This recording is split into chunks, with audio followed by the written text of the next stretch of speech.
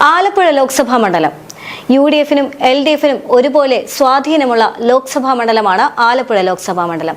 ഒരർത്ഥത്തിൽ നിയമസഭാ തെരഞ്ഞെടുപ്പാണെങ്കിൽ LDF-ന് വ്യക്തമായി തന്നെ മുൻതൂക്കമുണ്ട്. എന്നാൽ അതേസമയം തന്നെ ലോക്സഭയുടെ ചരിത്രം പരിശോധിക്കുകയാണെങ്കിൽ LDF-നും UDF-നും മാറി മാറി തന്നെ കളമൊരുക്കുകയാണ് ആലപ്പുഴയുടെ പതിവ്. എന്നാൽ ഇതേ സാഹചര്യത്തിൽ ഇപ്പോൾ തെരഞ്ഞെടുപ്പ് അടുക്കുന്ന സാഹചര്യത്തിൽ LDF-ഉം UDF-ഉം തമ്മിൽ ഒരു കനത്ത പോരാട്ടം തന്നെ നടക്കാനുള്ള സാധ്യതയുണ്ട് എന്നുള്ള വിശദീകരണങ്ങൾ അല്ലെങ്കിൽ അത്തരത്തിലുള്ള വിശകലനങ്ങളെല്ലാം തന്നെയാണ് ഇപ്പോൾ പുറത്തു വരുന്നത്. എന്നാൽ അതുകൊണ്ട് തന്നെ ഇത്ര കണ്ട് തന്നെ രാഷ്ട്രീയ ചർച്ച നിൽക്കുന്ന ഈ ലോക്സഭാ മണ്ഡലത്തിലേക്ക് BJP-യുടെ സ്ഥാനാർത്ഥിയായിട്ട് കടന്നു വരുന്നത് ശോഭാ സുരേന്ദ്രനാണ്. യഥാർത്ഥത്തിൽ ശോഭാ സുരേന്ദ്രനെ ആലപ്പുഴയിൽ BJP-യുടെ സ്ഥാനാർത്ഥിയാക്കിയതിന് പിന്നിലുള്ള നീക്കം എന്താണ്? ആലപ്പുഴയുടെ സ്ഥാനാർത്ഥികളെ പരിശോധിച്ചാൽ LDF-ന്റെ ഭാഗത്തു നിന്ന് AM ആരിഫും UDF-ന്റെ ഭാഗത്തു നിന്ന് KC വേണുഗോപാലുമാണ് മത്സരിക്കുന്നത്. AM ആരിഫിനെ സംബന്ധിച്ചിടത്തോളം നിലവിൽ 19 സീറ്റുകൾ UDF കഴിഞ്ഞ ലോക്സഭാ തെരഞ്ഞെടുപ്പ് കാലത്ത് നേടിയപ്പോൾ ആലപ്പുഴയിൽ മാത്രമാണ് ഒരു LDF-ന് സീറ്റ് അല്ലെങ്കിൽ LDF-ന് ഒരു സീറ്റ് ലഭിക്കുന്നത്. അത് നിലനിർത്തി കൊടുത്തത് AM ആരിഫാണ്. അതുകൊണ്ട് തന്നെ ആ സീറ്റ് ഈ തെരഞ്ഞെടുപ്പിൽ നിലനിർത്തുക എന്ന് പറയുന്നത് LDF-നെ സംബന്ധിച്ചിടത്തോളം വലിയൊരു ജീവൻ മരണ പോരാട്ടം തന്നെയാണ്. പക്ഷേ അതേസമയം തന്നെ UDF-ന് ഏറ്റ ഒരു കളങ്കം തന്നെയായിരുന്നു. 20-ൽ 20 നേടാൻ സാധിക്കാതെ UDF-ന് ഏറ്റ വലിയ ഒരു കളങ്കം തന്നെയായിരുന്നു ആലപ്പുഴ എന്ന് പറയുന്നത്. അതായത് 2019 ലോക്സഭാ തെരഞ്ഞെടുപ്പിൽ ബാക്കി എല്ലാ ലോക്സഭാ മണ്ഡലങ്ങളിലും UDF-ന് വ്യക്തമായി തന്നെ വിജയിക്കാനായിട്ട് സാധിച്ചിട്ടുണ്ട്. ആലപ്പുഴയിൽ മാത്രമാണ് അതിന് സാധിക്കാതിരുന്നത്. അതുകൊണ്ട് തന്നെ എങ്ങനെയെങ്കിലും LDF-ൽ നിന്നും ആ സീറ്റ് പിടിച്ചെടുക്കുക എന്ന് പറയുന്ന വലിയൊരു പ്രയത്നവും അല്ലെങ്കിൽ വലിയൊരു ആഗ്രഹവും യഥാർത്ഥത്തിൽ UDF-നെ സംബന്ധിച്ചിടത്തോളം ഉണ്ട്. അതായത് ഇരു മുന്നണികളെ സംബന്ധിച്ചിടത്തോളം ആലപ്പുഴ എന്ന് പറയുന്നത് അല്ലെങ്കിൽ ആലപ്പുഴയിൽ സ്ഥാനമുറപ്പിക്കുക എന്ന് പറയുന്നത് ജീവൻ മരണ പോരാട്ടം തന്നെയാണ്. അതേ സാഹചര്യത്തിൽ BJP-യുടെ ഇപ്പോഴത്തെ കേരളത്തിലെ ലക്ഷ്യം എന്ന് പറയുന്നത് വലിയ രീതിയിൽ വിജയിച്ചു വരിക എന്നുള്ളതിനേക്കാൾ അപ്പുറം വലിയൊരു ഓളം ഉണ്ടാക്കുകയാണ് എന്നെല്ലാം തന്നെ നമ്മൾ പലപ്പോഴും ചർച്ച ചെയ്ത വിഷയമാണ്. പക്ഷെ അങ്ങനെയല്ല ആലപ്പുഴയിലെ സ്ഥിതി എന്നുള്ളതാണ് ആലപ്പുഴയെ ഇത്ര കണ്ട് തന്നെ അല്ലെങ്കിൽ ശോഭാ സുരേന്ദ്രനെ ഇത്ര കണ്ട് തന്നെ പ്രസക്തയാക്കുന്നത് അല്ലെങ്കിൽ വിഭിന്നമാക്കുന്നത്. ശോഭാ സുരേന്ദ്രനെ ആലപ്പുഴയിൽ നിർത്തുന്ന സാഹചര്യത്തിൽ BJP-ക്ക് വ്യക്തമായ ബോധ്യമുണ്ട് ശോഭാ സുരേന്ദ്രന് ആലപ്പുഴയിൽ സ്വാധീനം കാണിക്കാൻ അല്ലെങ്കിൽ ആലപ്പുഴ പിടിച്ചെടുക്കാനായിട്ട് സാധിക്കുമെന്ന്. BJP അത്തരമൊരു നിലപാടിൽ എത്തിച്ചേരുന്നതിനുള്ള പ്രധാന കാരണം ശോഭാ സുരേന്ദ്രൻ മുൻപ് മത്സരിച്ചിട്ടുള്ള ആറ്റിങ്ങൽ എന്ന് പറയുന്ന ലോക്സഭാ മണ്ഡലത്തിൽ അവരുയർത്തിയ BJP വോട്ടിന്റെ തോത് പരിഗണിച്ചുകൊണ്ടാണ്.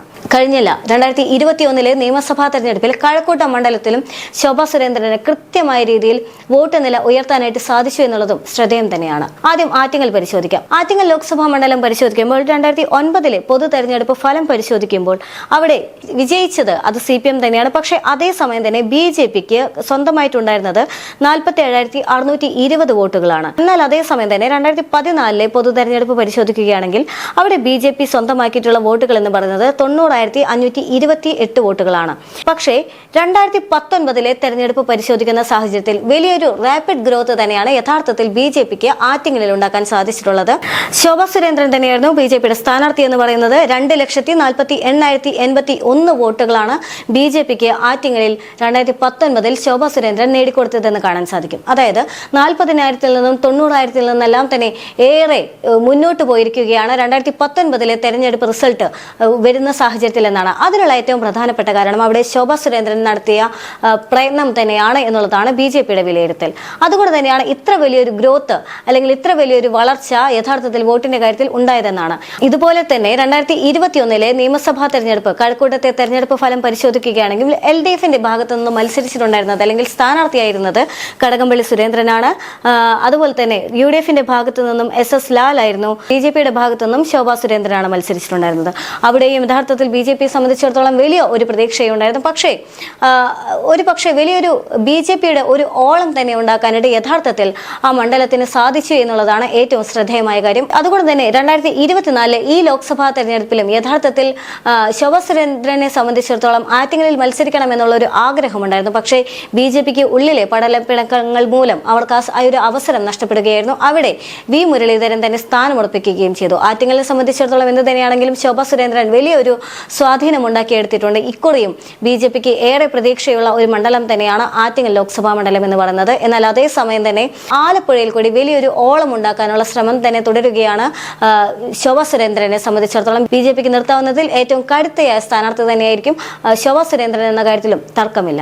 പലപ്പോഴും BJPയുടെ സ്ഥാനാർത്ഥി പട്ടിക പുറത്തു വന്നതിന് ശേഷം വലിയ തരത്തിലുള്ള വിമർശനങ്ങൾ BJPയുടെ സ്ഥാനാർത്ഥി പട്ടികയെ ചൊല്ലി ഉണ്ടായിരുന്നു.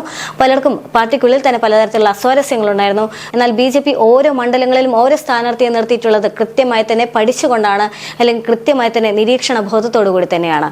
അതുതന്നെയാണ് ആലപ്പുഴയുടെ കാര്യത്തിൽ മനസ്സിലാക്കാൻ സാധിക്കുന്നത്. ആലപ്പുഴയെ സംബന്ധിച്ചിടത്തോളം LDFും UDFും തമ്മിലുള്ള പോരാട്ടമായിരിക്കുകയില്ല ഇനി ഉണ്ടാകാൻ പോകുന്നത്. ആലപ്പുഴ ലോക്സഭാ മണ്ഡലത്തെ സംബന്ധിച്ചിടത്തോളം LDFും UDFിനും അപ്പുറത്തേക്ക് BJPയുടെ സ്ഥാനാർത്ഥി കൂടി ഉയർന്നു വരുമെന്നുള്ള കാര്യം സംശയമില്ലാത്ത കാര്യം തന്നെയാണ്. ഒരുപക്ഷെ വിജയിച്ചു വരുമെന്നതിനേക്കാൾ അപ്പുറത്തേക്ക് വലിയൊരു ഓളം തന്നെ ഉണ്ടാക്കാനായിട്ട് യഥാർത്ഥത്തിൽ ശോഭാ സുരേന്ദ്രൻ സാധിക്കുമെന്നുള്ള കാര്യവും തീർച്ചയാണ്.